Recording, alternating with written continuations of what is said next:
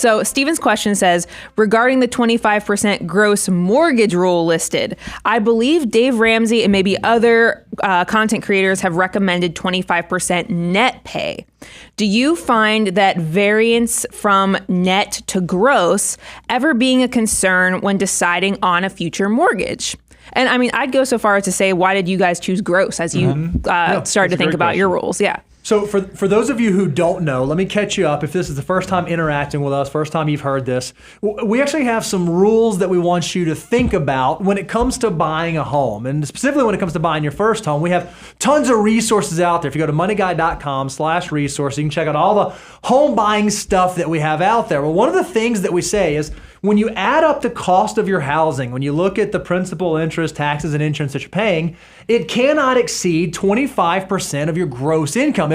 If the payment is more than that, we would argue that you are buying more house than you afford. Now, we are unique in the fact that when we say our 25%, we're saying 25% of gross income. A lot of financial folks out there might say 25% of net. Brian, why do we stick with gross instead of a net calculation? I like using gross for our rules is because they take away the variance or manipulation that can happen with the number. Because think about the fact that you do have input on what your savings rate is to your employer plan, on which health insurance plan you choose with your employer.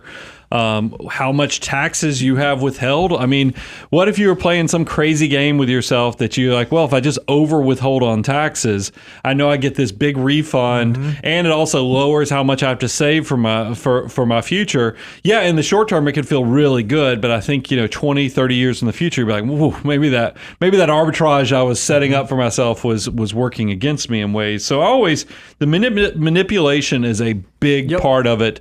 Where I fall in on this 25% rule, because I still stand by this 25%, but I recognize how hard it is for younger people right now to catch up with buying their first house or even paying rent these days, is because we just came through an inflationary period and wages have not had a chance to catch up to all the increases in just housing, cost of living, and everything else. So I always try to figure out where's some grace points or flex points that we can give our audience. And one of the things, and I don't want to change rules because I know we will get through this moment in time where we've, like I said, coming through inflation, a high inflation period. But here's where I think there is some additional flex. Is it because where I see the 25% rule have the most struggle is in some of these cities that are just the cost of living is crazy. Think about the West Coast, the East Coast, New York, San Francisco, and other areas. But the good news about those areas that do have a higher cost of living, a lot of times they have infrastructure like public transportation.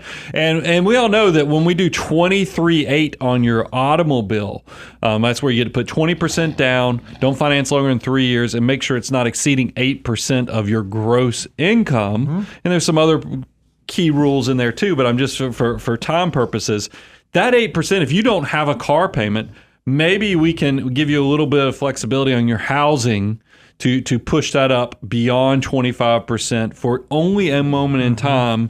But I say that be sparingly with it, and also don't get yourself in a hard situation, especially if you think you're going to be moving in the next few years.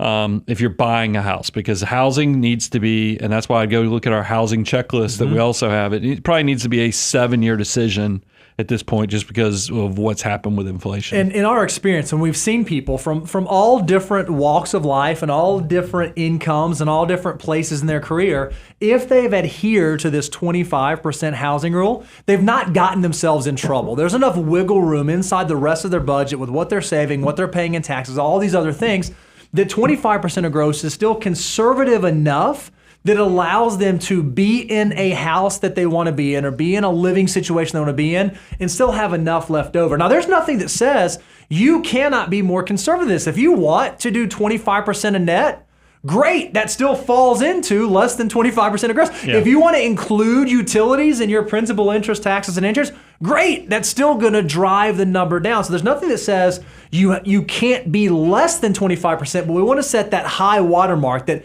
if you start to approach to where your housing is more than that 25% of gross, that is the danger, Will Robinson. That is the area where you need to be thinking, I'm getting into dangerous territory. Anything below that or better than that is great. No problems at all.